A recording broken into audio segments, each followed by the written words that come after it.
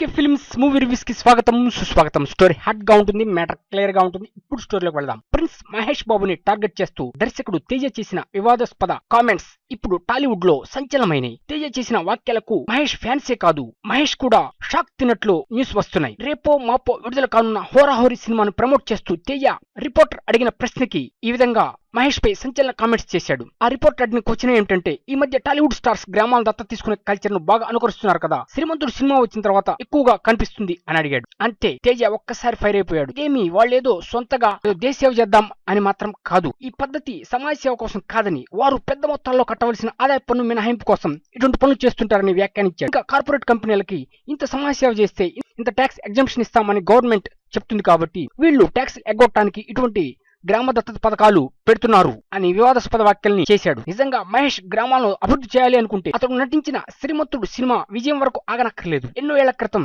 Super hit అయిన ఒక్కడి cinema తర్వాత ఈ పని చేసి ఉంటే బాగుండేది అని మహేష్ పై కాంట్రవర్షియల్ కామెంట్స్ చేశాడు. ఈ దెబ్బతో మహేష్ తో పాటు ఫ్యాన్స్ దిమ్మ తిరిగిపోయింది మైండ్. ఎందుకు ఈ విధంగా కామెంట్ చేశాడు?